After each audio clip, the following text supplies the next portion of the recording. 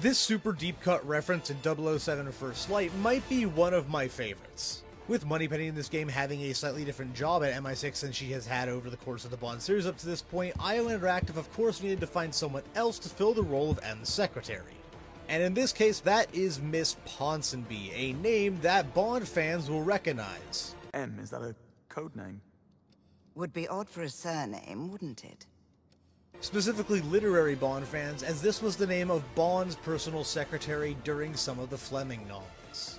It's references like this that really make you feel like the developers know and care about the IP just as much as us fans do, and I absolutely love seeing that. But now I want to know, what's your favorite reference that you found in 007 First Light? Let me know in the comments.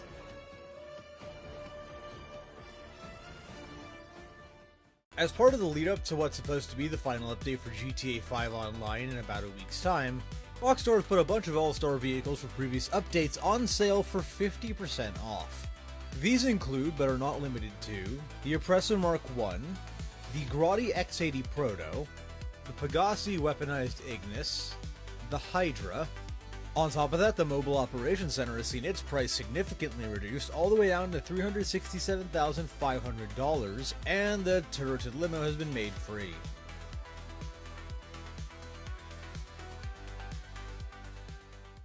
With GTA 5 Online's final content update less than a week away now, Rockstar has seen fit to put a bunch of the vehicles in the game up for sale on 50% off. This includes two of the 4th of July themed vehicles, those being the Liberator monster truck and the Western Sovereign alongside its signature red, white, and blue color changing tire smoke.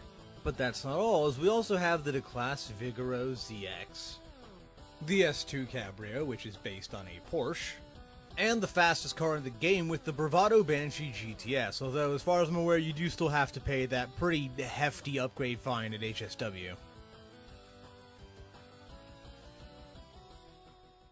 Hello everyone and welcome back to Used Game Shopping, the series on True Gaming United where I shop for used games. Yesterday, Jose and I were headed out to Medford on the bus to go deal with something to do with his old apartment, after which we decided to head to the Tinseltown Mall for some lunch before heading over to one of my favorite game stores on the planet, that being GameSwap, or should I call it Goth Swap, because of the new paint job it has. I've said it before, but I'll say it again, they have an absolutely amazing collection of games here, especially for the 6th and 7th console generations. Something I wasted no time taking advantage of as I immediately spotted this copy of Max Payne 3 for $10. I've heard great things about Max Payne 3. I've played the first two, as well as the Game Boy Advance version, so this should be fun. And y'all know how much I love my cheap Kinect games, so I also picked up this copy of Motion Sports Play for Real for $2.50. It's a Kinect game that features horseback riding. That's gotta be at least interesting. So for just $12.50, I ended up picking up this incredible game that a lot of people really like and I'm super psyched to play, as well as another title to add to my Kinect library, because I really enjoy doing Kinect games.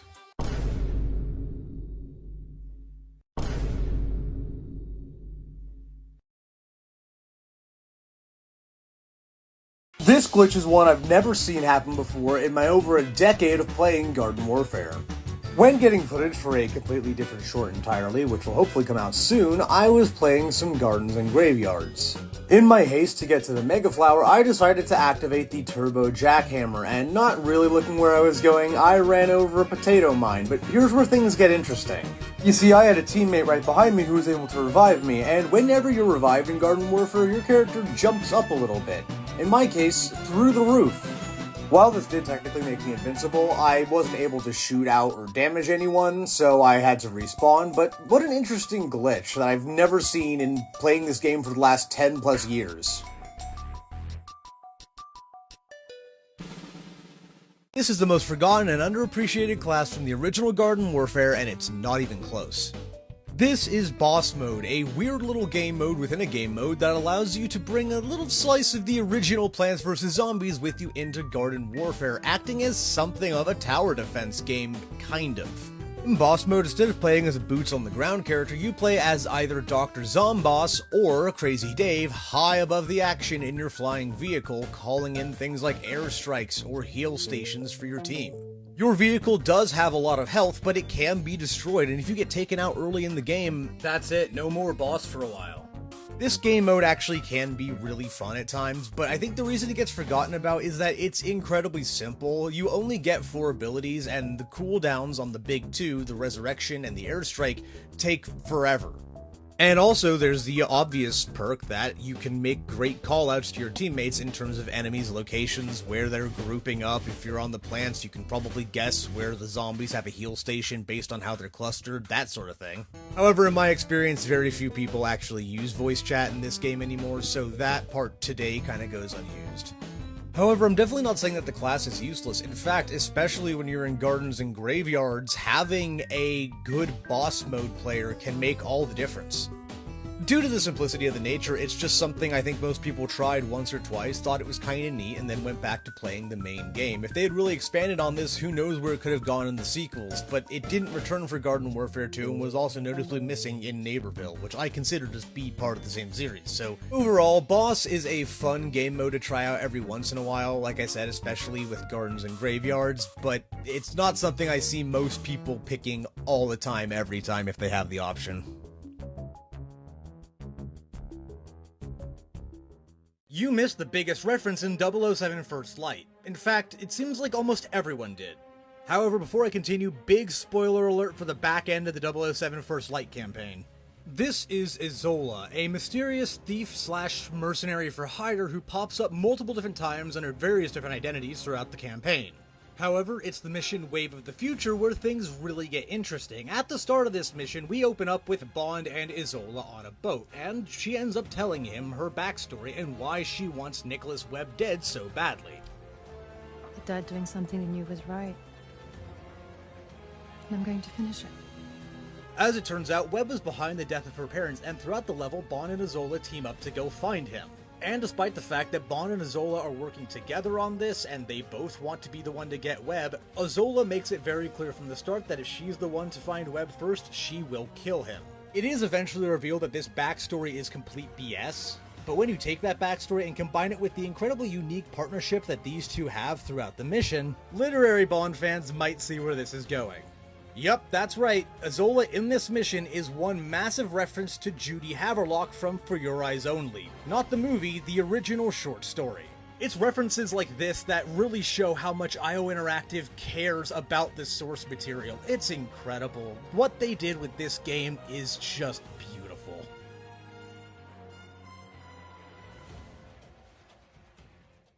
Wait, Jose, what happens if I shoot you from underneath? Oh! Hey, that's assistance. That helped. Right? No. No, I have no control. I'm helping. Wait.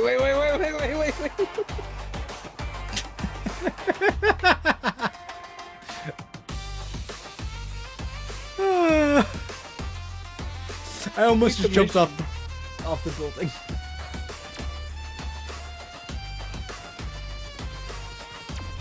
Ah! Oh my god! How did I commit suicide?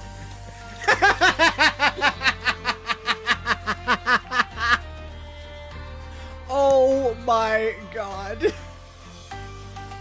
That's the best thing ever!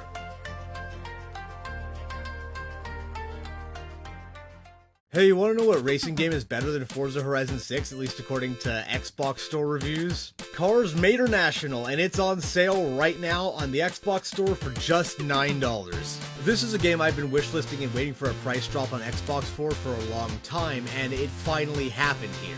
I used to play this game back on the PlayStation 2 as a kid quite a bit, and it's just as fun here on Xbox Series X as it was on the original PS2 and original Xbox release.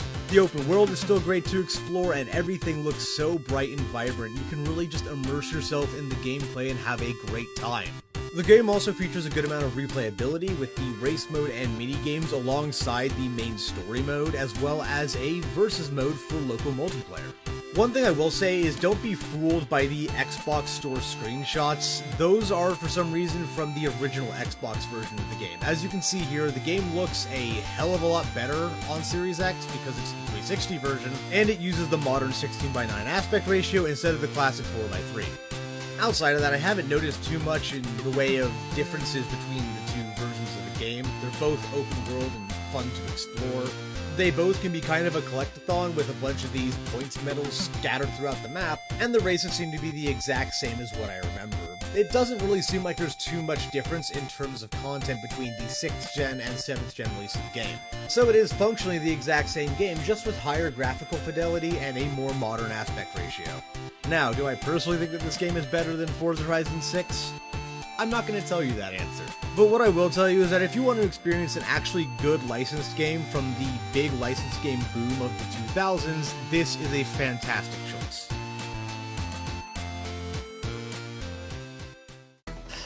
I was with Jose for like 5 hours today.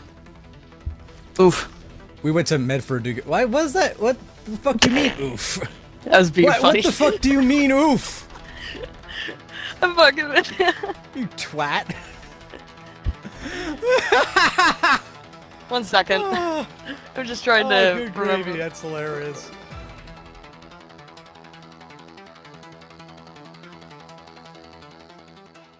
Video game Cars Made International features an appearance by a legendary voice actor that, depending on how old you were when you first played the game, you may have missed.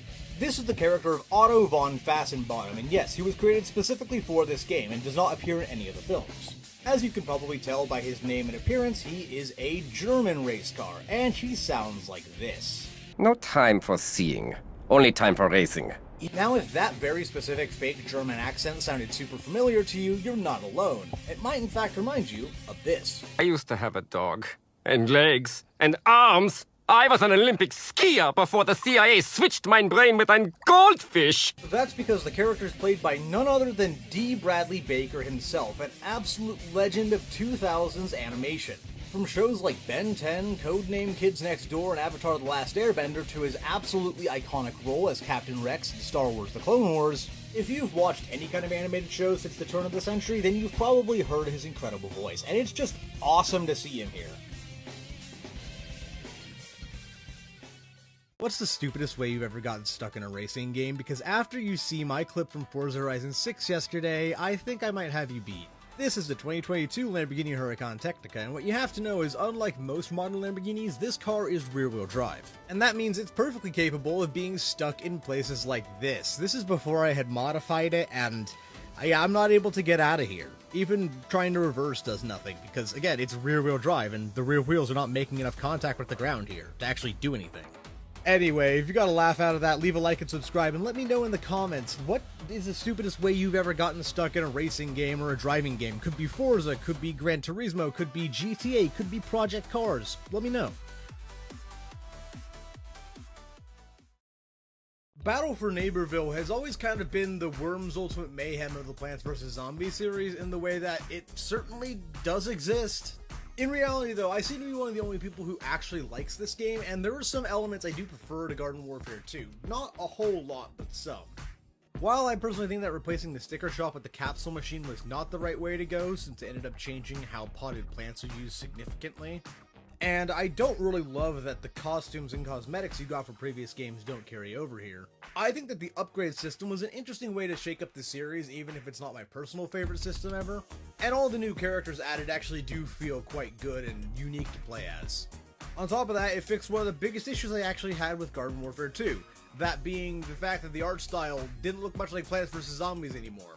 It looked more like Plants vs. Zombies 2, which is bad. Neighborville, by comparison, looks a lot closer to the original Garden Warfare game, and I honestly quite appreciate that. But let me know in the comments, what do you think about Neighborville, and do you still play it?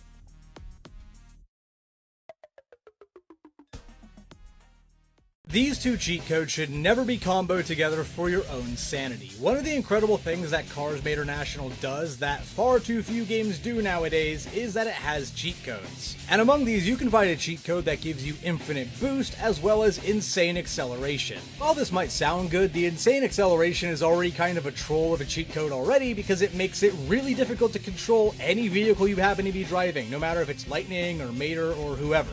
In fact, it gets to the point where it's so difficult to control that if you have both these active, it's easier to drive just using the boost like you would the normal gas. However, when you have both activated at once, you become an unstoppable force of absolute stupidity, ping-ponging your way off every single wall of the canyon as you race through it, or bouncing off buildings, clipping through walls, or going right over fences you shouldn't be able to go over. It's stuff like this that helps give a game more replayability, especially when it's a relatively short one like Mater National is, and I really appreciate that. Leave a like and comment down below. What's your favorite cheat code ever of all time in a video game? This is the full evolution of Sunflower in Garden Warfare. In the first game, Sunflower puts the combat in Combat Medic. Her primary attack functions like an SMG. It does not do a whole lot of damage per shot, but you fire a lot of rounds and it's pretty consistent across the board. Because of that, she's actually a pretty decent offensive character, but of course her main skill comes as a medic on defense. She's got 3 primary abilities: Solar Beam, which allows you to plant yourself and fire a giant laser until you run out of energy. Heal Beam, which is completely unlimited and will fire a beam of healing energy at the closest ally or potted plant, paying you money as you heal them over time. As well as the ability to put down a heal flower, which makes her one of the only characters in the game that can effectively heal herself. In this game, Sunflower is absolutely incredible and is a legitimate contender for the best character in the game. I've said it before and I'll say it again, the first Garden Warfare takes a lot of its DNA from Battlefield 3, so it should come as no surprise that the medic class is really fun to play as. Man, wouldn't it be awesome if for the sequel, EA decided to throw all that out the window and start chasing trends instead? But I'm sure that won't happen, right? Oh wait, yeah, that's exactly what happened. Garden Warfare 2 plays way too fast for a lot of people's liking, including myself, with the new pace trying to capture more of the Call of Duty era crowd. And while they didn't actively nerf Sunflower that much in this game, oh boy did the change in gameplay just completely screw over the medic class. Unfortunately, this game decided to focus a lot more on modes like Team Vanquish, where medics are not nearly as required. Not to mention that they also made it so that now instead of getting money every couple seconds when you heal someone, you get XP, which was just another big push by EA to try to convince people to buy more in-game coins because, you know, greediest company on the planet. However, to this game's credit, it did also give us the incredibly broken Vampire Sunflower, which ends up healing your character's health a little bit for every bit of damage you do. That's just a great ability. However, we're not done yet, and that's because, surprisingly, it was Battle for Neighborville that brought Sunflower back to her former glory. You see, after the backlash about the new pace in Garden Warfare 2, with Neighborville, EA decided to set the pace of the game back to what it had been in the first Garden Warfare, and of course Sunflower benefits from that. Yes, we don't have the variants anymore, but the upgrade system gives you a chance to make a really overpowered character here. And the new sound effects for Sunflower in this game are just incredibly satisfying, especially when you get those amazing critical vanquishes. And honestly, it just made playing as Sunflower fun again, and I really appreciate that. It's also worth mentioning that this is the first game where one of Sunflower's abilities changed significantly. That being the Heal Flower ability swapped out for the ability to just spawn suns around you to heal yourself and nearby players. It works very similarly, but does allow you to be a little bit more mobile, which I appreciate. But let me know in the comments, what's your favorite variant of Sunflower, and which of the Garden Warfare characters should I cover next?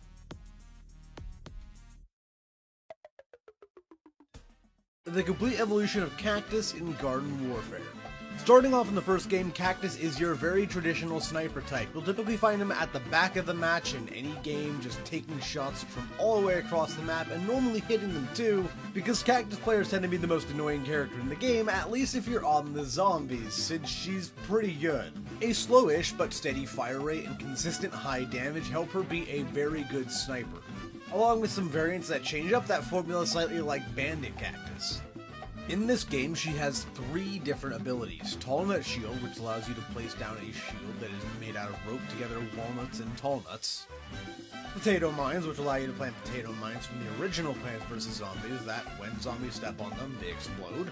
And the so-called Cactus Drone, a garlic-shaped drone that can fly high above the action for a fairly long amount of time with a light damage machine gun and the ability to call in corn airstrikes. Overall, Cactus was very solid in the original Garden Warfare, and that would continue over into the sequel, albeit with some new drawbacks.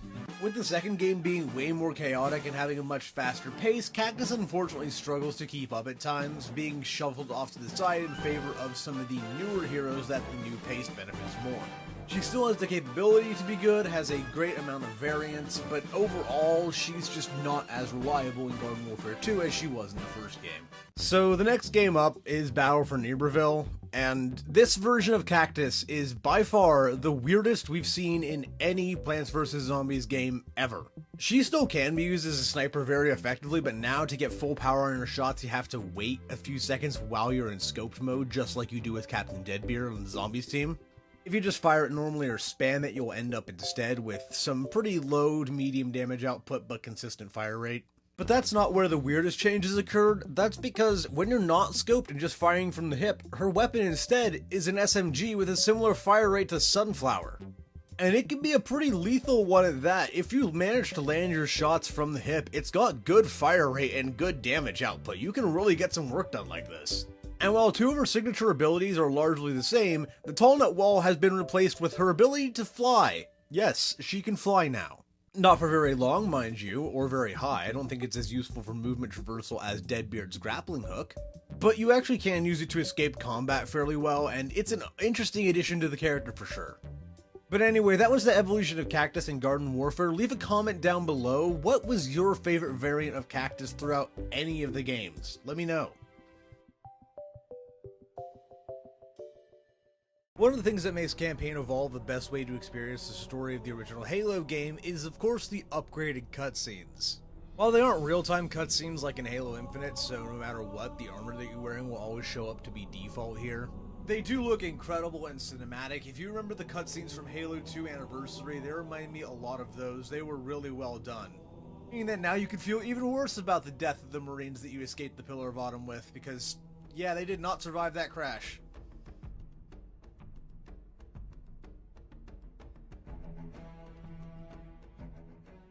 The complete evolution of Pea Shooter in Garden Warfare. In the original Garden Warfare, Pea Shooter's about as basic can get. He's kind of the standard soldier that was probably best used for people who had come over to this genre of games recently from stuff like Call of Duty or Battlefield and needed to get used to how this game flowed in particular. His main variant can be used effectively at medium, short, and even somewhat long ranges, and has a decently consistent, if not very fast, fire rate, dealing pretty significant damage per pellet. There's also some great variants you can use to mix things up, like Law P, which, while he only has 6 shots, since he's supposed to be a revolver pea shooter, he does fire as fast as you can pull that trigger. His 3 main abilities consist of P Gatling, which allows you to plant yourself similar to Sunflower, but instead of having a massive laser, you turn into a P Gatling shooter. Hyper, which gives you ADHD and makes it everyone else's problem. And the incredibly powerful Bean Bomb, which acts like a grenade. You throw it, it babbles for a couple seconds, and then it explodes. All around, the first game, Pea Shooter is very versatile, and that last move in particular is incredible for gardens and graveyards. Moving on to Garden Warfare 2, Pea Shooter fared a lot better in this game than some of the other legacy characters did. While the Berry Pea Shooter was unfortunately one of the only variants of any character from the original Garden Warfare that did not make it into the sequel, some of the awesome new variants more than make up for that, and some older variants like the Plasma Pea actually fit this game's pace better than they did the original Garden Warfare, and that's really nice. So overall, if you liked Pea Shooter in the first game, you'll like him a lot in the second as well. But what about Neighborville? Yeah, Pea Shooter's one of those characters that really didn't change a lot throughout any of the 3D era games, because he plays very similar here in Neighborville as well. I do love the fun little animations they gave him. His sprint is very lively, it all looks great and plays, again, just like he did in the first game. And since Neighborville has a pace more comparable to the first game than Garden Warfare 2, it plays very similar to that. Even without the variants, you can still use the upgrade system to make a pretty good Pea Shooter that can hold his own in online, meaning that this is the first character we've taken a look at who's equally as viable in all 3 games, and I really appreciate that. And if you want to see me do the evolution of Chomper next, leave a like and subscribe. It really is the best way to let me know to make more Garden Warfare content.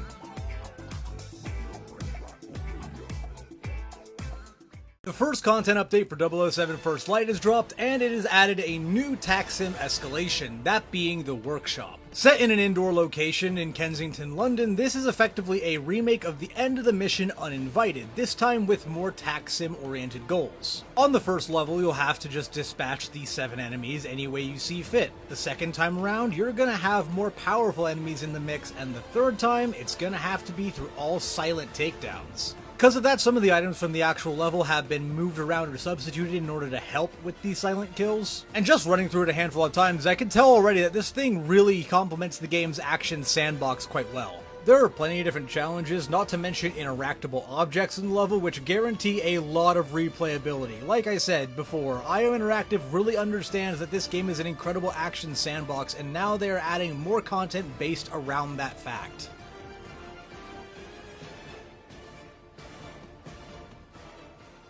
The complete evolution of Chomper in Garden Warfare. Now let me make one thing very clear from the start. Chomper sucks, and he's always sucked. I know there are a bunch of people out there who like playing as him, but let me remind everyone, they just think, haha, Burrow funny.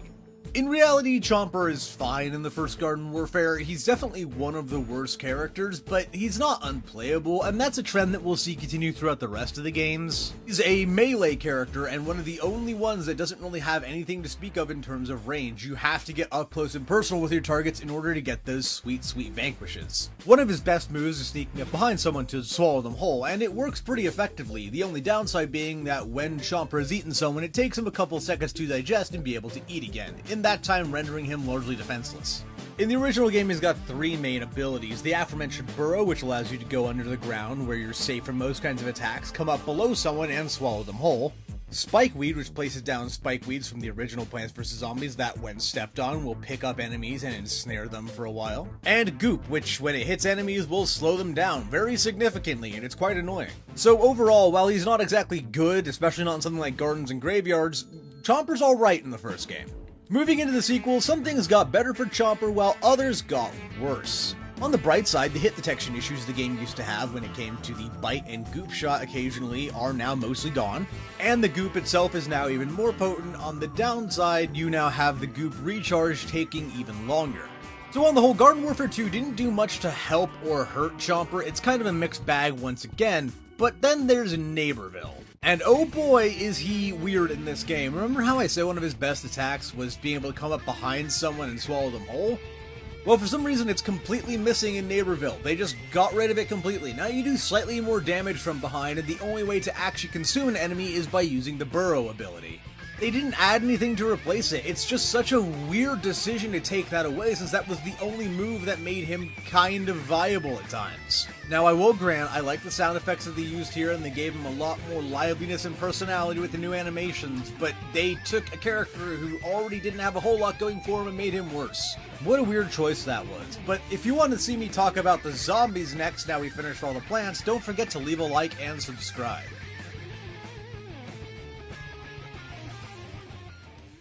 One of the biggest things Halo fans, including myself, were thinking about going into Halo Campaign Evolved was how faithful are the vehicles going to be to the original? Is the Warthog still going to handle the same? And I am pleased to announce that yes, the Warthog still handles as weirdly as it always has. In all seriousness, this is the most interesting and unique design for a Puma that we've seen in a while. It reminds me a lot, of course, of the Halo Combat Evolved one, just with updated visuals. It still uses that iconic Warthog twin-stick control method, and I think the sounds for it are pretty good, even though if I do prefer the stronger V8 note from something like the Halo 4 Warthog. The handling is pretty faithful to the original in the way that it takes a little bit to get used to because it's a little bit slidey, but once you get used to it, it's really fun to take into places that a Warthog probably doesn't have any legitimate reason to be going. While I personally like this version of the Warthog, I've got the feeling it's going to be kind of a controversial one, so leave a comment and let me know what your thoughts on it are. And of course, don't forget to like and subscribe if you want to hear my thoughts on the Halo Campaign Evolved Scorpion tank.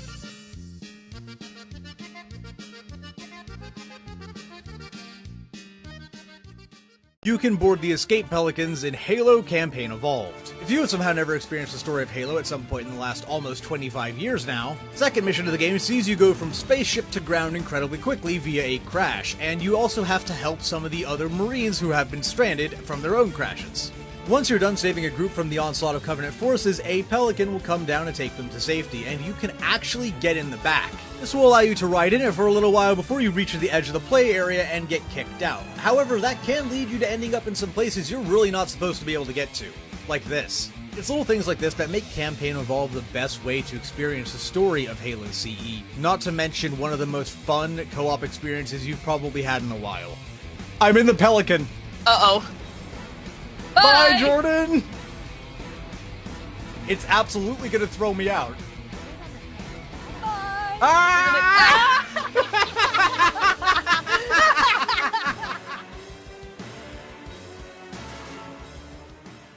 It's been 8 years now since the release of Battlefield 5, so that begs the question, how's the game doing today? Well, not great, as you could probably imagine. Now, I'm not going to get into the reason why this game was such a failure, from the historical inaccuracies to the fact that you can just use any weapon as any team, regardless of what weapons they would realistically have access to. But instead, we're just going to take a look at the raw data, and it's not good, at least on Xbox.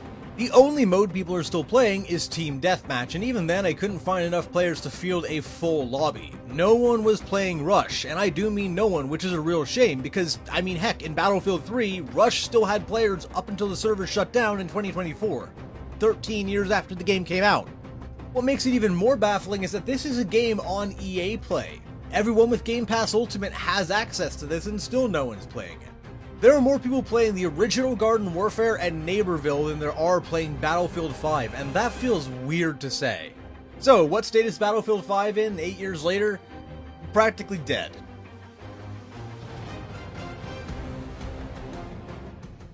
A few days ago, I released a short on the rideable pelicans and Halo campaign Evolved, and after the reception to that short, I got to thinking, what else could I do with this? Then I started wondering, could I put a Warthog in the back and ride that? Well, yes actually, at least kind of. I was able to drive the Warthog that Foehammer drops off at Rally Point Alpha on the mission Halo into the back of her Pelican, and we were able to take off. However, it's tough to stay in for more than just a couple seconds, because as soon as the thing makes a turn, you go flying out the back.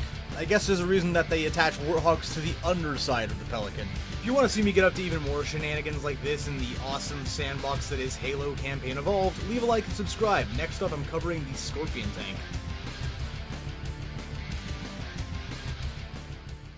The complete evolution of Foot Soldier in Plants vs. Zombies Garden Warfare. Remember how in my video on Pea Shooter I said that he was basically the Plants version of your standard soldier, more meant for people who came over to the series from games like Call of Duty and Battlefield? Well, that goes double for the Foot Soldier zombie.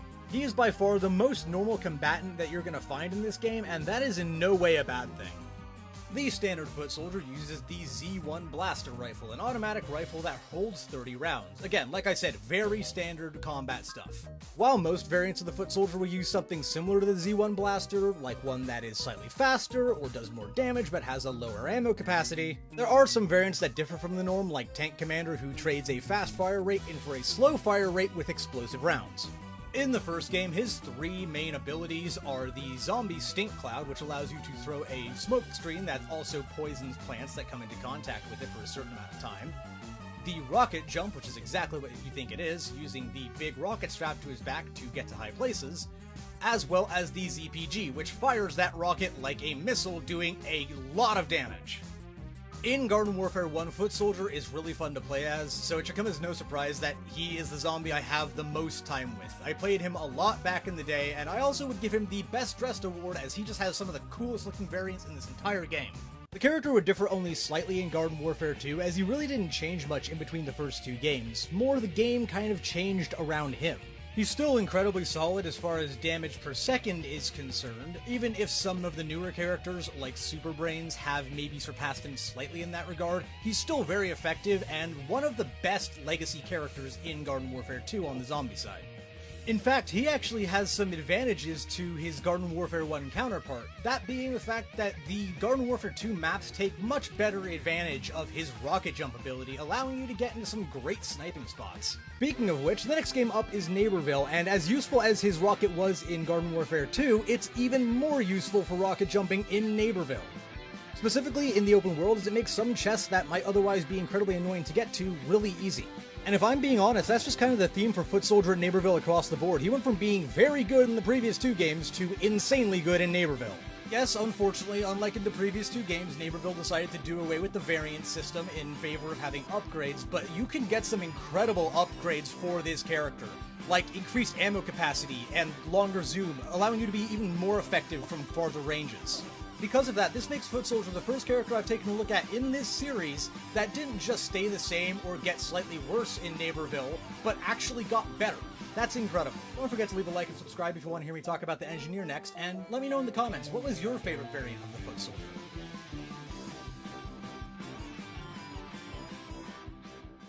Did you know that both Garden Warfare 1 and 2 have a community Easter egg that never returned in Neighborville?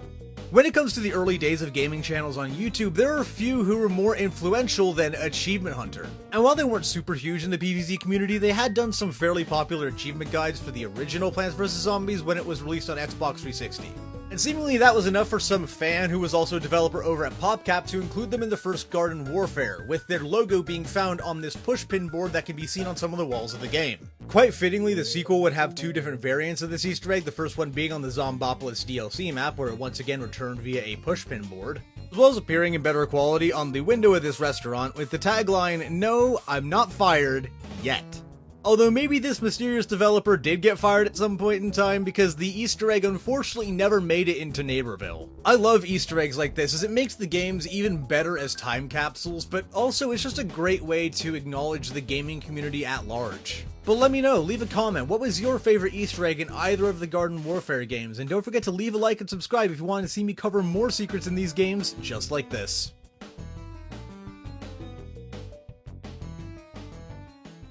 Were the motocross races in Watch Dogs 2 ever actually any good? 2026 marks 10 years of Watch Dogs 2, and when restarting the game recently, I decided to actually try out the motocross races this time around, as I don't think I'd ever done them before. So are they any good? Well, kind of. As someone who's a Northern California native myself and spent 4 years living in San Francisco, I do appreciate the different locations these take you on across the Bay Area. It acts as a quick, fun way to take you around some of the highlights of the map that you probably aren't going to see a whole lot of during normal story gameplay. However, a lot of the time the races end up feeling pretty tame, as they often come across as being way too easy. And they're really time trials more than they are races, as you're not actively racing against other opponents unless you pick the online race option. I also feel that the somewhat simplistic handling of vehicles in the Watch Dogs franchise as a whole leads to landing jumps not feeling as satisfying as it would in something like an MX versus ATV game. And while that does make sense, Watch Dogs 2 not being a racing game after all, it doesn't really take away from the fact that the landings can kind of feel lackluster at times.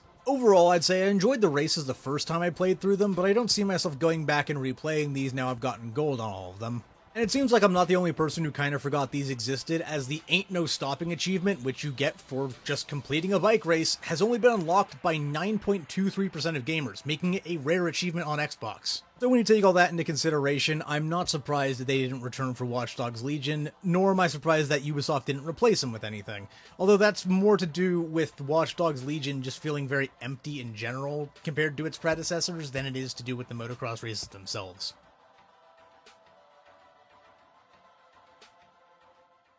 The evolution of the engineer in Garden Warfare. No, not that kind of engineer. Yep, there you go. Now, for this one, we have a lot to cover, probably more than any other character in this series, so let's get into it. The first Garden Warfare, the engineer is a somewhat tanky support character who's good at medium to close range with a projectile weapon blaster.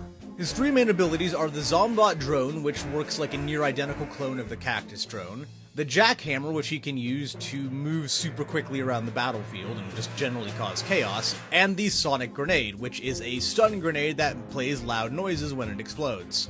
He also has some incredibly unique variants like the Electrician and the Mechanic, which might deserve a short all of their own.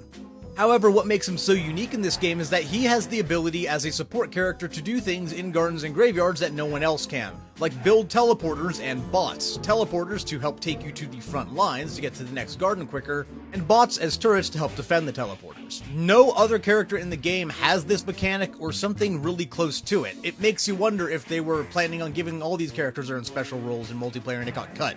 Because of this, I would say that Engineer is the best example of a low skill floor, high skill ceiling character in the original Garden Warfare cast. However, none of those elements are anywhere near as important as his main character trait, that of course being the copious amounts of corpulent crap he's got on display. Dear Lord.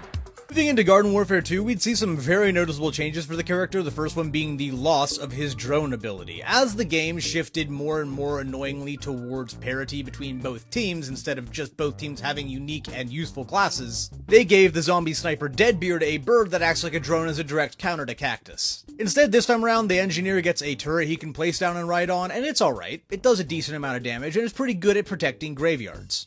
He also receives some slight buffs when it comes to damage, standard ammo capacity, and fire rate. Not very noticeable at a first glance, but it does end up pushing the character towards more of an offensive role here while still working great in support.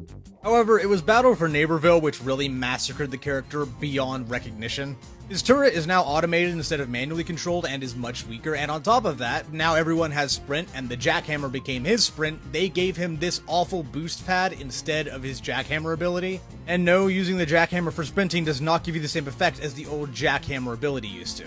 On top of that, Naperville ditched the variant system in favor of upgrades, and while there are some decent upgrades for him, Engineer as a character always survived off of his incredible variants.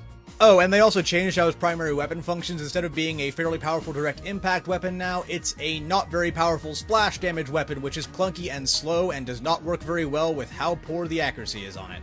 But all that pales in comparison to the fact that they took away his ass!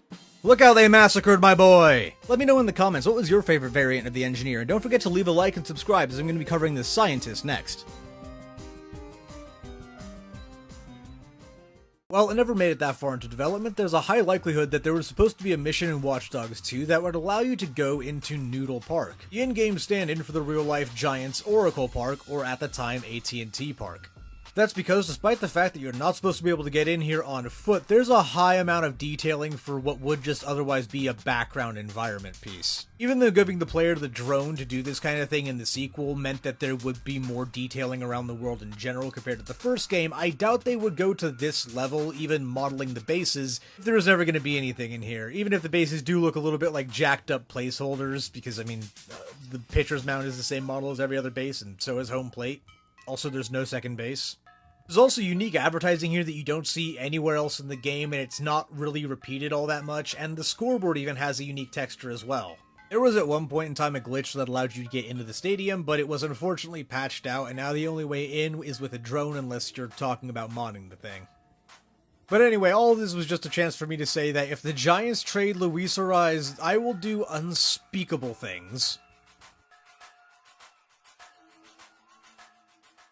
The evolution of the Scientist in Garden Warfare. Starting off with the first game, the Scientist is designed as sort of a counterpart to Sunflower, but on the Zombies team, as their medic. However, when you look at how the characters play, they could not be more different if they tried. While the Sunflower plays like an SMG character, the Scientist instead has this shotgun that has horizontal pellet spread, but is still fairly accurate. And his abilities are rather different from the Sunflower's as well. Instead of being able to use a heal beam, he can put down a heal station, similar to the heal flower that the Sunflower has, but it is a little bit more potent.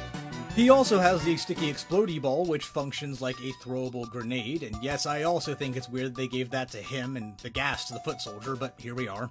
And last but not least, the warp ability, which allows him to teleport a short distance in whatever way you're looking.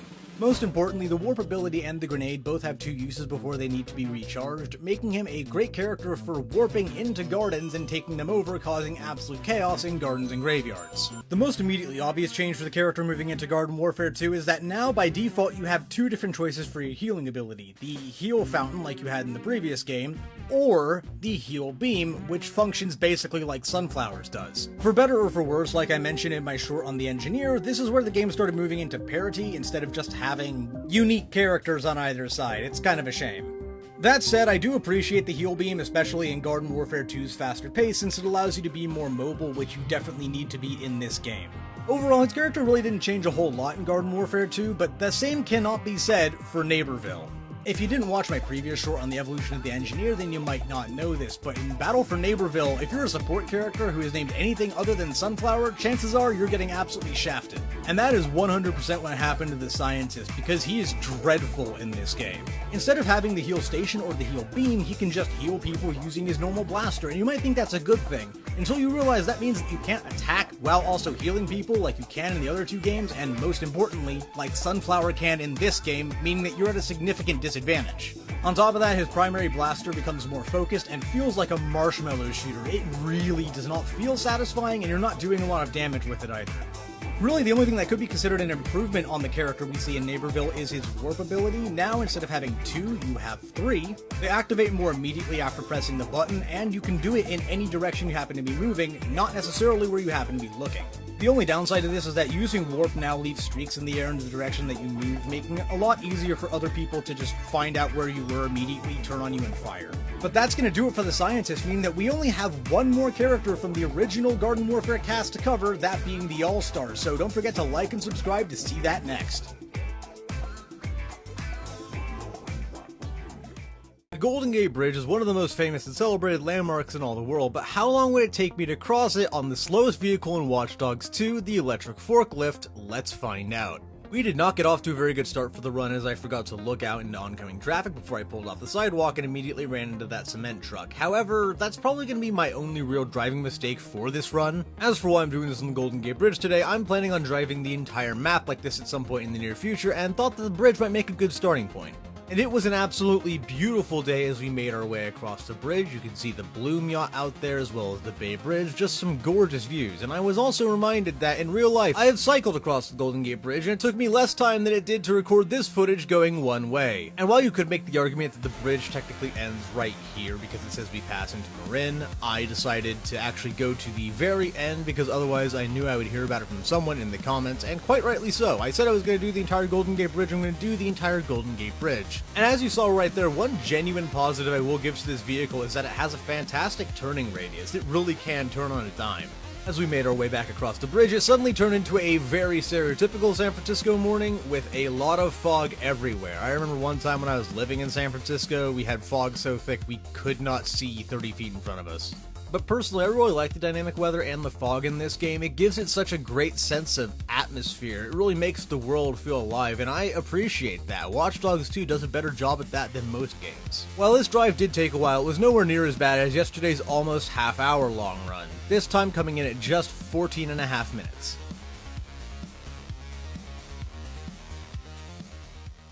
The complete evolution of the All-Star in Garden Warfare. Starting off in the first game from 2014, the All-Star Zombie is exactly what you think of when you think of a tank character. He is big, he is bulky, he is slow, he does not do a whole lot of damage with each shot, but he fires a lot of them incredibly quickly, and he can deal a solid amount of damage with his abilities. Speaking of his abilities, in this game, he kind of plays like an interesting mashup of a bunch of different characters. First up, we have the Imp Punt, which allows you to kick your explosive offspring across the battlefield and watch them explode, fairly similar to Pea Shooter's Bean Bomb. You also get some movement ability in the form of Sprint Tackle, which allows you to sprint forward a decent distance before needing to be recharged. It also does damage to anyone you hit. And similar to Cactus, his third and final ability allows him to place down protective shields. While a lot of new players definitely gravitate towards All-Star, in the hands of someone who really knows how to use his unique skill set, he can be a devastating weapon, especially with some of his variants in the first two games. These do such amazing things as freezing enemies solid, covering them in mud, or making them on fire.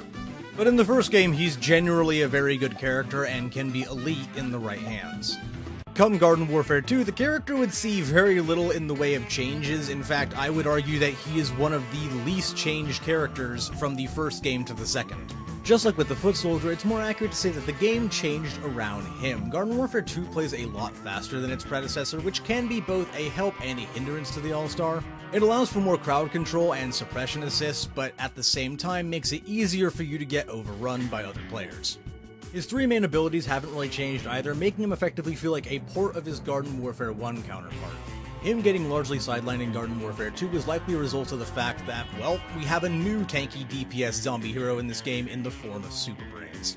However, moving into Neighborville, and say it with me people, things got worse for him. Yeah, Neighborville is the king of changing stuff that doesn't need to be changed, and while the All-Star didn't get a massive debuff like the Engineer or Scientist did, his rate of fire and as such damage per second was decreased noticeably in Neighborville, and instead of having the multiple placeable shields now, he has this one shield that you can place that gives you this domed energy shield kind of thing. While I don't dislike the energy shield at all, I think it fits the vibe of Neighborville quite well actually. I wish if they were going to change that, they would have at least given him some buffs to compensate for it. Similar to the Scientist, this was a character who was taken from being good to very good by his variants in the previous two games, which aren't here, and because of that, some of his best attributes are unfortunately missing, although he's still very playable, and I do see people using him online occasionally. But that's going to do it for the evolution of all the characters from the original Garden Warfare. If you want to hear me talk about the new characters that were added in the sequel, leave a like and subscribe, because I'll be moving on to doing that next.